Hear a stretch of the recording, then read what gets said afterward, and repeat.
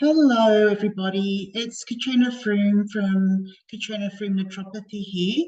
I've just updated my How to Keep Sugar webinar that I did last year.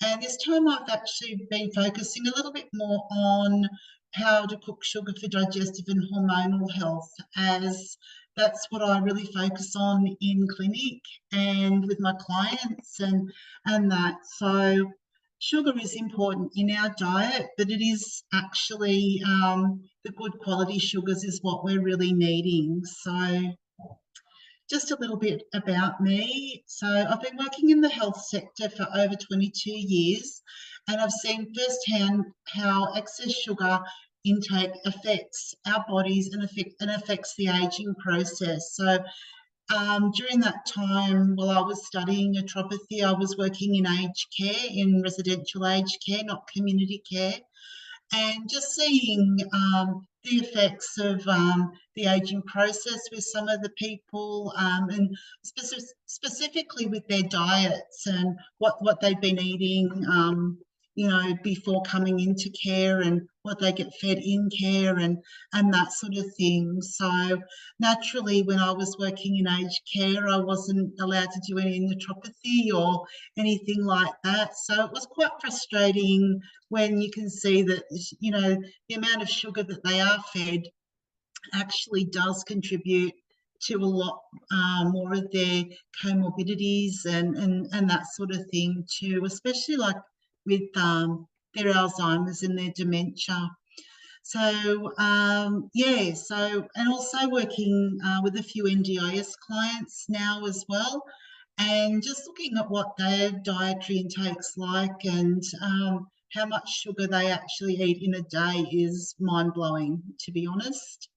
Anyway, my focus as a naturopath is digestive and hormonal health. And a big part of my clinic is focused on food as medicine. So I use the hair biocompatibility food and product testing with my clients. And that way I can educate them on what making the healthy choices, what with their results from the report that they get back. It's about a 15-page report, and it's really quite interesting as to what they can and can't have. And it's also based a lot on supermarket foods as well. So it's not like you have to go out and buy special food, or making life difficult when we're already so busy and with our daily routines and everything. And with the benefits with the report, I actually, just a moment.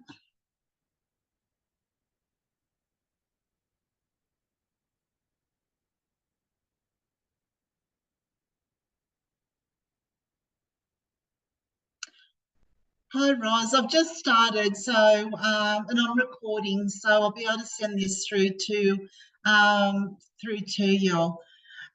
So what I love about the hair biocompatibility test is seeing how my clients' mindset and health has improved when they're eating the foods that are compatible with them, and it's also products as well. So which is really quite interesting. So about this workshop, it's I'm not talking about avoiding carbs or worrying about the sugars in whole foods like your carrots and your apples, grapes and sweet potato, that sort of thing. So I'm not really focusing on the keto diet or the paleo diet or low carb diet. I'm just really focusing on really just looking at the right healthy choices, and how our bodies do need carbohydrates, because carbohydrates provide our daily energy. They are our primary fuel source for our brain's high energy demands. It promotes good digestive health. So having all those fruits and the vegetables actually increase the good fibers into your microbiome. So it's feeding all the good bacteria in there, and you feel so much better after adding more plant-based diet. You still have your meats, of course, and also the carbohydrates fuel the processes in our body, such as supporting hormone health as well. So the hormones that we really need supporting in this area there's over 52 different hormones, but the ones I'm focusing on today with the sugars is your insulin levels, which work on your blood sugar levels, and having a nice balance there. So originally in the caveman times, we were low sugar humans, and our genes evolved in a low sugar world. So we ate complex carbohydrates such as whole grains, and it's also your fruit, your vegetables, and your starchy vegetables like your potatoes and your sweet potatoes and your carrots. We had our good fats, and that was mainly coming from animal sources, and your protein from animals as well. We basically had 20 teaspoons of sugar a year way back then, compared to up to 17 teaspoons a day in our modern times. And why has this happened? So we need to focus on the quality of the sugars that we're eating, limiting refined sugar and hidden sugars, as reducing these is the first step to kick sugar for digestive and hormonal harmony. So what is sugar? Sugar is the general name for sweet tasting carbohydrates, and it's found in all food types and food groups. So you've got your fructose in your fruit, your lactose in your milk, and maltose in your grains. And all carbs and sugars, doesn't matter where we get them from, break down to glucose, which our cells use to make energy. So today, sugar dominates our food supply. It's found in basically everything. So your biscuits, your breads, processed foods, your flavoured coffees, your flavoured milks, your powdered chai teas, soft drinks and energy drinks, and also in your sauces, your salad dressings, your marinades, cereals, especially in your gluten-free products, because they like to add more sugar into those. You think you're eating healthy, but when you actually look at the ingredients in a lot of gluten-free products, a lot of it is all the hidden sugars. And surprisingly enough, on the next slide, it focuses on your cornstarches, your corn sugar as well, which is really, really bad for you. And you can even find sugars in your toothpaste. So they're your flavoured toothpaste, like people are buying for their children, like, your bubblegum flavours and your fruity flavours and that sort of thing. So you don't necessarily get that in the herbal toothpastes. And I've just got the QR code here on the list of sugary drinks and that for you to have a look at. If you're wanting, I can actually send them through to you on an email. But it was really quite interesting, like your energy drinks, how much sugar's in those, your milk drinks, your soft drinks, and that sort of thing. Even your vitamin water is full of sugar. So looking at refined sugar, so this is just basically what we know of as your common table sugar, and it's what you find in the restaurants. They're cooking with it, they're adding it at cafes into your coffees and teas. The refined sugar is made from sugarcane or the sugar beet plant. The sugar production actually strips all the minerals and vitamins from the plant, and it creates that white crystalline powder that's often genetically modified as well and covered in unsafe herbicides. So this is the type of sugar that we're eating too much of. So sugar in disguise, there's quite a lot of names here, and you might recognise most of them, and some of them you may not have heard of before. But they do like to disguise sugar and call them fancy names and that sort of thing as well. So just over here, you've got your high fructose corn syrup, which is what I was talking about earlier. So this is actually found in a lot of soft drinks and processed foods, and a lot of the soft drinks that they're found in are deemed the healthy sort of soft drinks, like your aloe vera juice and that sort of thing, and that's in your coconut waters, but not the ones that are found in the cans, more so. And they're full of the high fructose corn syrup. It's actually a byproduct of corn manufacturing, and it's sweeter and cheaper than actually adding in glucose. And a lot of the high fructose corn syrup's actually fed to the beef industry and that over in the United States. And so when you're getting your meat, when you're traveling, if you're over in the States, it's actually really unhealthy to eat because the poor cows are actually being fed this artificial syrup. Also, it's processed by your liver, and it's one of the leading factors in non-alcoholic fatty liver disease, and it also increases your triglycerides and your cholesterol levels. So your clients will come to me and say that they've got non-alcoholic fatty liver disease, or they don't know why they've got high triglycerides or high cholesterol because they eat healthy. When you break things down as to what they are actually eating or drinking, a lot of the time it can be the high fructose corn syrup, and a lot of my clients do come in and they are on gluten-free diets, or they've put themselves on gluten-free diets. Increasing intestinal permeability, which leads to more inflammation, allergies, IBS, which is your irritable bowel syndrome, and autoimmune diseases as well. So it drives obesity like nothing else, and it's best to avoid it like the plague, so they say.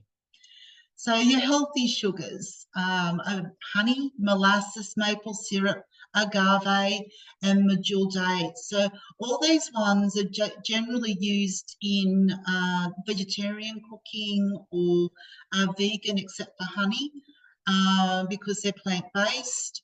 Agave is probably the worst one to actually use in amongst this lot. And if you've got SIBO, which is your small intestinal bacterial overgrowth, which is part of IBS and linked in with IBS and quite a lot of other health conditions, honey is, you're allowed to have a little bit of honey in that diet because it's the most natural one and doesn't seem to react as much to the bacterias and that in your gut. So yeah, so on the other hand, the healthy sugars are the healthier options as they still contain vitamins and minerals as well, so it's not stripped out of them when it's being processed. But on the other hand, sugar is sugar, and they still break down quickly into glucose and will cause a spike in blood sugar and insulin response as well. So just be mindful of that. And then we've also got the herbal version of the healthy sugar, which is your stevia, which is derived from the leaf of a plant. It doesn't appear to impact your insulin levels, but it's actually a lot sweeter. So some people can actually tolerate the stevia. You can have that on the SIBO biphasic diet as well. But it's an acquired taste. So you need to use a lot less of the stevia as to what you would use if you were using honey or other forms of sugar. Monk fruit is it's not new on the market, but it's sort of like newer in the cooking and processed foods and that sort of thing. And it is actually safe for diabetics, and it doesn't increase blood sugar levels. And it has been shown to have anti-inflammatory properties, which can assist in weight loss, as there's no carbs, calories, or fats in it. So that might be something worthwhile trying out, you know, with your cooking and baking and that sort of thing as well. Alcohol, so that is full of sugar, but it depends on the alcohol that you're drinking. So naturally, some of the beverages will be a zero sugar, like your distilled clear alcohols, like your vodka and your gin.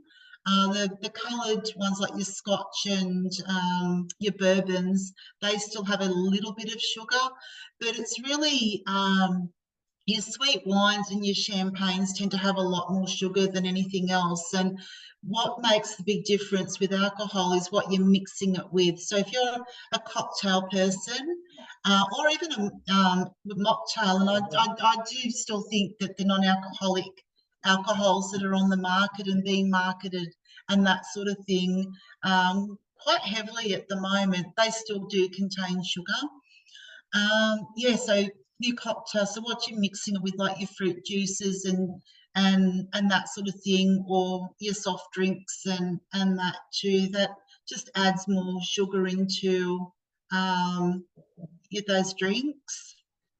And then we have our artificial sweeteners, and they are marketed for the diabetics and diet foods, and they are, you might have heard of Splenda and Equal, and you can buy those to add into your cooking and baking as well, but they are actually worse for you, as the artificial sugars can actually increase blood sugar, contribute to obesity, increases the risk of type 2 diabetes and high blood pressure as well. And the worst thing really is it's also carcinogenic. And so it's another reason really to avoid artificial sweeteners.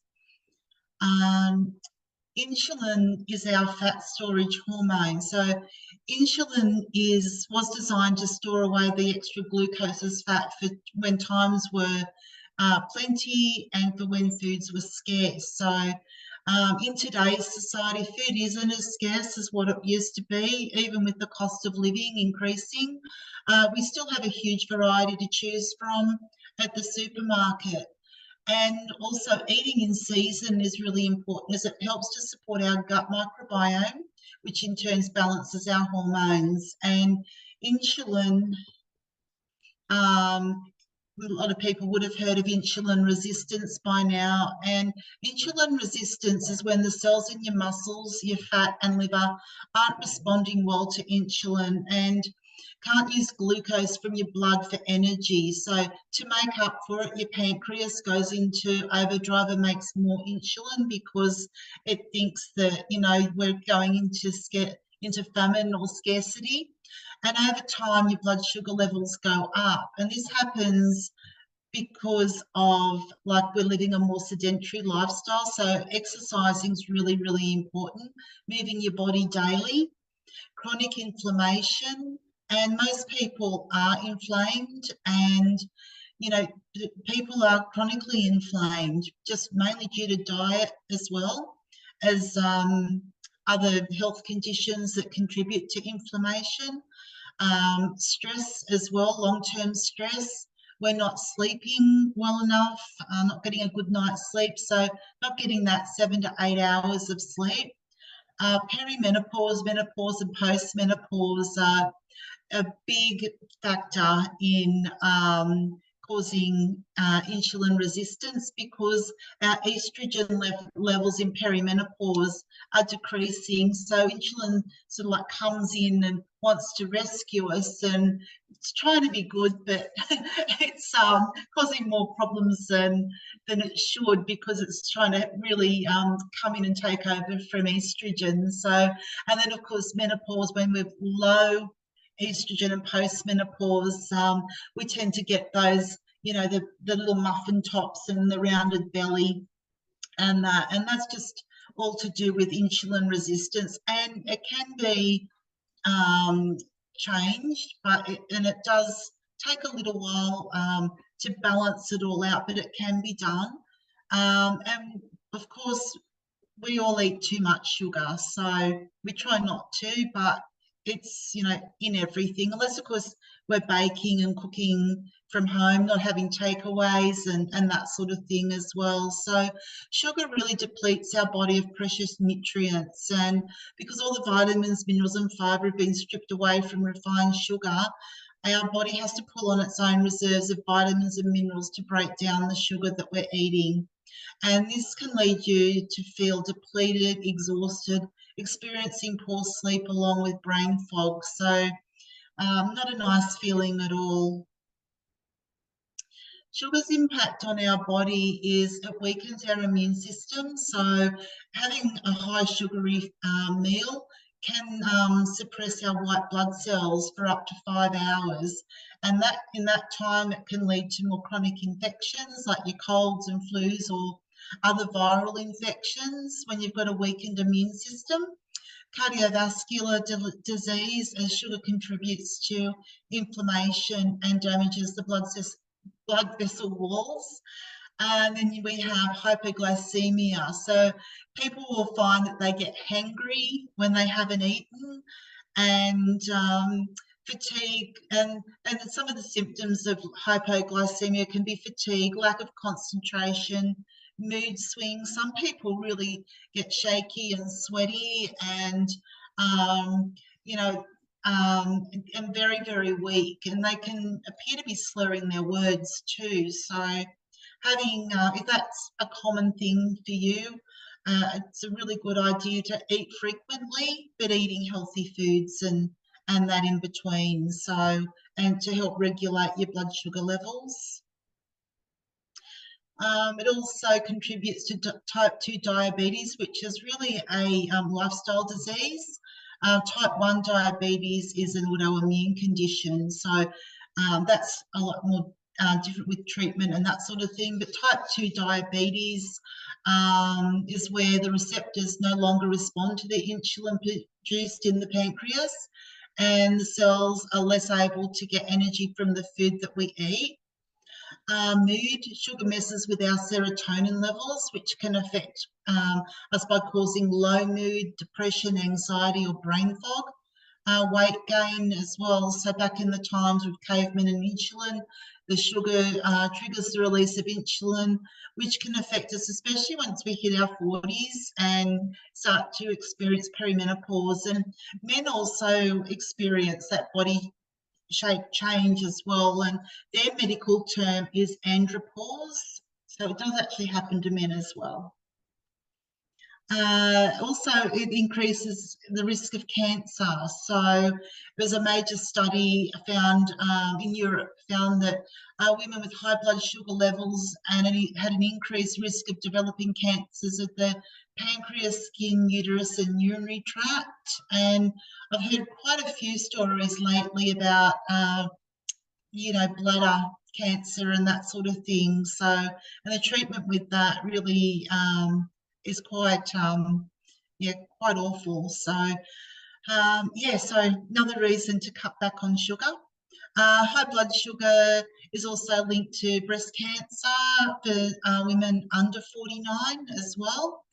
And also, there's also that big link with Alzheimer's disease and dementia and Parkinson's as well, but mainly the Alzheimer's and dementia is affected by our sugar intake, as it affects our glucose metabolism, especially in our brains. And it's often referred to as diabetes type 3 because our brains do need the sugar, but when it's the wrong sugar and you're eating too much sugar, that can be a big call for Alzheimer's and dementia.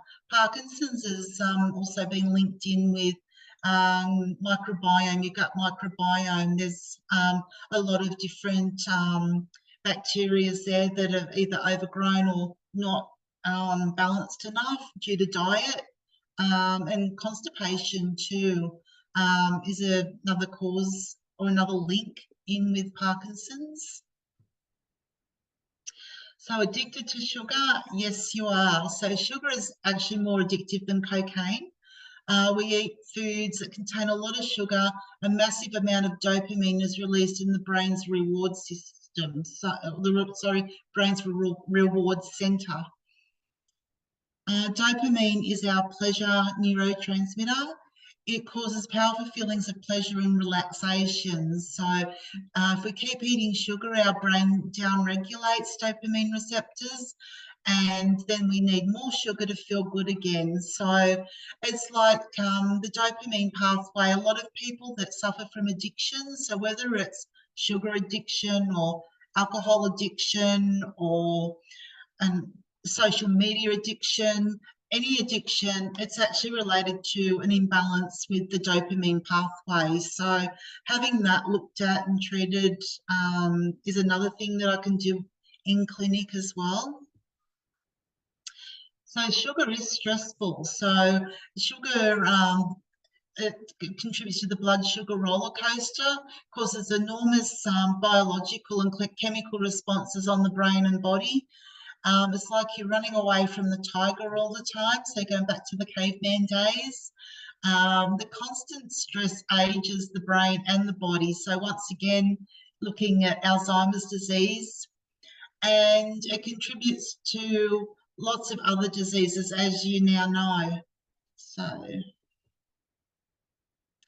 the one thing that will have the biggest impact on your health is to get off the roller coaster and have a balanced blood sugar levels. So it's all about healthy aging. So there's 6 keys to healthy aging, and there's the balanced diet, reducing stress, challenging your mind, regular checkup. So whether it's with your GP or your naturopath, preferably both. Regular exercise and cutting out sugar. So that's the keys to living in the blue zones. You may have heard of all that. It's been talked about quite a lot in the media lately. And yeah, it's that nice healthy aging. So kicking sugar is key too. This is just some of the things. So weight loss, having more energy, getting a better night's sleep, less stress, healthier digestion, happy hormones, overcoming the cravings, a strong immune system, balanced moods, no more dieting, clear skin, and reducing chronic diseases. So there's lots of good reasons why kicking sugar is necessary for our health. And my 7 tips to kick sugar for digestive and hormonal harmony, they're really nice and easy to implement too. So tip number 1 is drinking more water. So often our cravings are a sign of dehydration. So drink a large glass of water, preferably filtered. Wait 5 minutes and then see if you still have that craving. Also, too much caffeine mimics a blood sugar crash, and you're high for a bit, so you've got that nice feeling, high feeling, and then you come crashing down, you crave sugar. So generally happens to people after lunch, they're looking for that sugary fix around 3-4 p.m. or even after dinner. Some people are looking for that really sugary dessert as well. So try adding at least 6 glasses of filtered water or herbal teas into your daily routine. Second tip is eating the sweet plant. So your tongue has sweet taste buds that demand to be satisfied. So naturally sweet foods and spices are something that you naturally crave for. So try adding like your sweet pumpkin, sweet potato, carrots, beetroot, all your different berries, your apples, summer fruits, and then balancing it out with some cinnamon and coriander in your cooking, nutmeg, cloves and cardamom. So the cinnamon, nutmeg, cloves and cardamom are in your chai teas or your chai powders, but make sure they're not, you get your healthy version, not your supermarket version with that. And getting a good night's sleep. So if you're constantly tired, your body's looking for that energy hit, and it's usually from the sugar and from caffeine. So try going to bed an hour earlier than usual for a week and see if the cravings disappear from that. So I find also, especially with perimenopause and menopause, cutting out alcohol will actually help you sleep better, because alcohol, what you used to be able to do in your younger days, doesn't actually work, and you really do need your sleep. So your good quality sleep is also important for your immune health, weight. So weight, a lot of people gain a lot of weight if they're not sleeping properly, because once again, they're looking for that sugar and that caffeine fix. And it's also really good for naturally your energy levels and your moods and everything like that. Tip 4 is adding more protein. So eating protein foods with every meal and snack. Think eggs and avocado on sourdough instead of cereal for breakfast. Protein slows the absorption of glucose, so you don't get that big spike up on the roller coaster. It makes you feel satisfied for longer, and a good protein-rich breakfast does wonders to curb those 3 p.m. sugar cravings. So having that nice big breakfast. So if you're an oats kind of person, you can still have oats, but making sure you're adding some light Greek yogurt into that plain yogurt. You can have your nuts and your seeds. So they're all your proteins going into your oats. And also adding some chia seeds and hemp seeds too is quite nice, and adding that adds a little bit of extra protein. And of course, balancing it out with some cinnamon powder as well to help stop that spike of blood sugar spike there. Eating full fat as well, so not having your diet or your light foods, having your full fat, like your full fat, full cream milk, organic if possible, having your butter instead of margarine, having your beautiful olive oils, but extra virgin olive oil, having coconut oil is still okay in small doses. Having your avocado and your fatty fishes like your salmons and your mackerel, those sorts of things. If you can tolerate mullet, yeah, mullet does have some health benefits as well, as long as it's all wild caught too in that area. But you're having that with each meal, even if it's like just your avocado on toast, as mentioned before, or with an egg, or having an avocado in a salad with some nuts and seeds and salmon for dinner, and you know, on your salads or your steamed vegetables, you can actually add some olive oil as well, just to get that nice balance as well. So I like to remember the saying. So if you read low fat on the labels or on the cartons, think of it as a chemical shitstorm, because that's exactly what it is. It's got so many nasties in there. And we're also not only wanting to kick sugar, but living a bit more of a low tox life. So watching what's really on those labels is really important. Tip 6 is moving more. So movement is essential. So it releases stress, burns up glucose, and lowers insulin.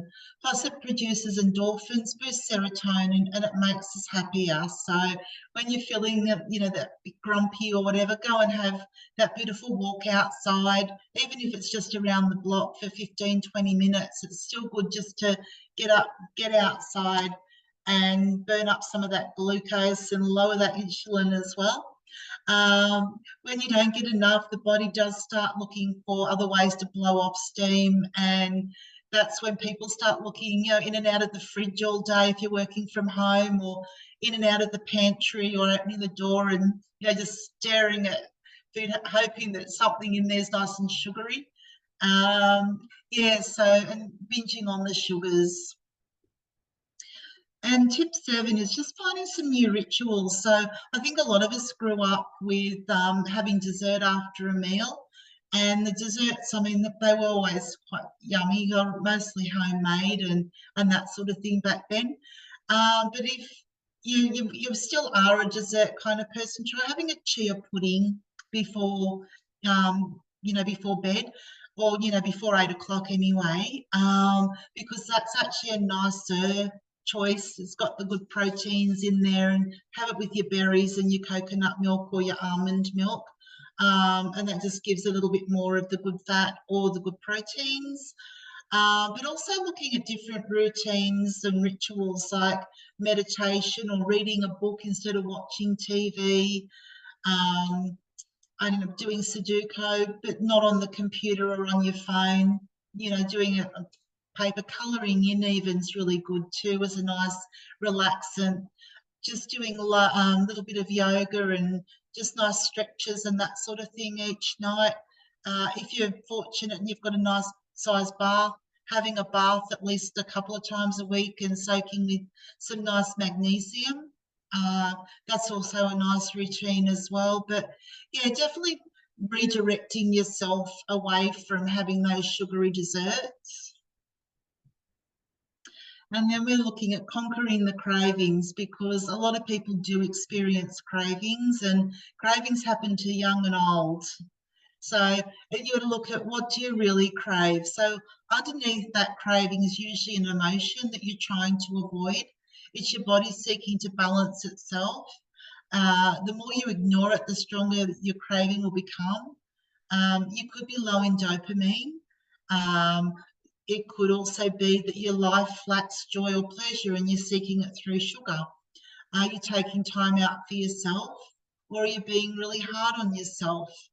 I do actually offer body balance treatments, which is part of the kinesi or muscle testing, as an option for my clients. And we get to unlock what emotions are there and what's underneath those emotions to be released and balance your body afterwards. So lots of fun little things that your body will test up for with a body balance treatment. So you may be needing some essential oils or flower essences or some color therapy or sound therapy. There's oracle cards and affirmations and yeah, so many different things. It's really quite interesting to see what people do need, and sometimes it's more than just one thing. It might be three different things in the color therapy, and adding on to that your flower essence or something, or an essential oil, so and an affirmation. So it's really quite interesting with what I find with the body balance treatments. And there are other reasons too as to why you crave sugar, and the main ones are your insulin resistance or pre-diabetes, or metabolic syndrome's another one as well. So that's like your pre-diabetes type 2.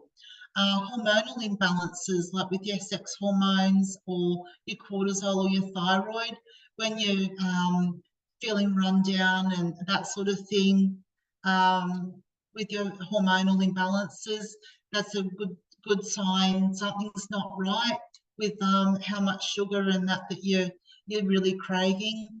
Anxiety and mental health as well.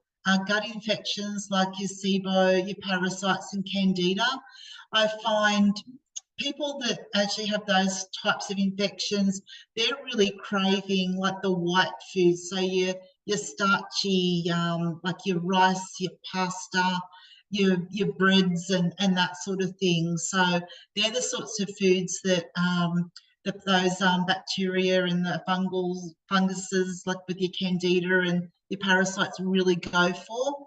And also your poor nutrition and nutrient deficiencies as well. So generally, if you've got a gut infection, there's the nutrient deficiencies like B12 is a big one, and also a lot of people will find that they're anemic because they actually feed off your iron levels and your B12 levels as well, and a little bit of B6 too. You can be deficient there, and that is where your cortisol's all over the place because you're needing that for your adrenal health.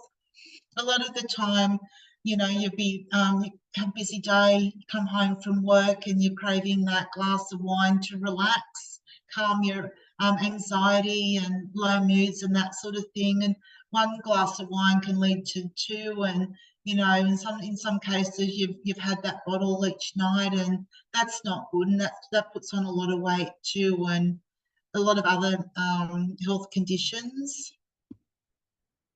So once again, cravings are messengers. So cravings are the body trying to communicate a need or a desire. When you're not happy in an area of your life, it's sometimes so much easier to reach for that sugar than deal with what's really going on. So, you know, that donut or the piece of cake for morning tea.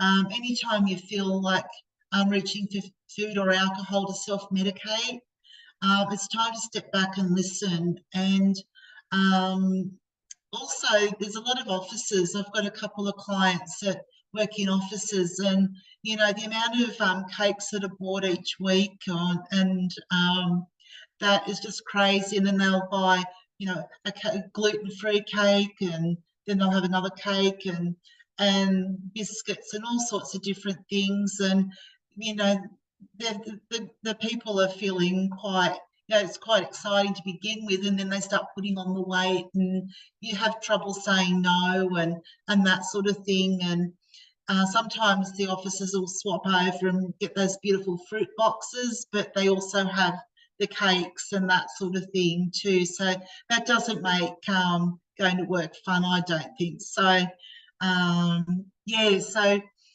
asking yourself what you're really hungry for. Sometimes, as mentioned before, you could just be dehydrated. So once again, if you're not sure, yeah, book in for a muscle test via the body balance treatment. It's under my booking section on my website. So coming to the end of the presentation now, the workshop, and I do have my special offer. It's my end of financial year sale, and it's on the food compatibility product, the hair bio, oh God, I'm needing a drink of water. Hair biocompatibility food and product testing. So it's tests over 600 different foods and products. And as mentioned before, they're found in the supermarkets and also the health food shops and that sort of thing as well. So it's a really nice all-round lot of products. And it is actually going up in price in the next couple of months. I thought it was advertised it was going up next month, but apparently it's a couple of months away. So there will be more foods and products added in, which will be great, but the cost will be a little bit more as well. So this offer is for 2 consultations, and you get your hair test and your results and some recipes. So it's a saving of just over $200. So it's well worth looking at.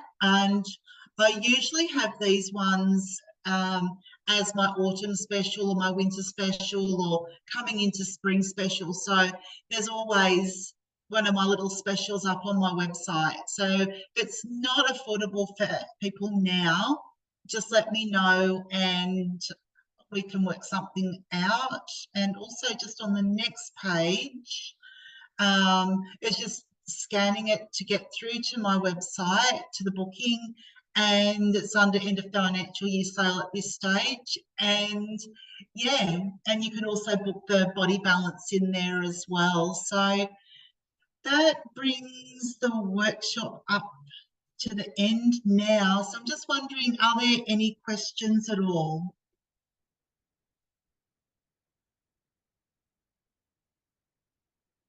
Do you have a question, Roz? Oh, no, thank Right. you. I know you've got another meeting to go to, so. No, that one's tomorrow night. I got my dates mixed up. Oh, no. Yeah, yeah. No, thank you. Always learning something new, which is really good. Thank you. Yeah. So I'll just end the recording.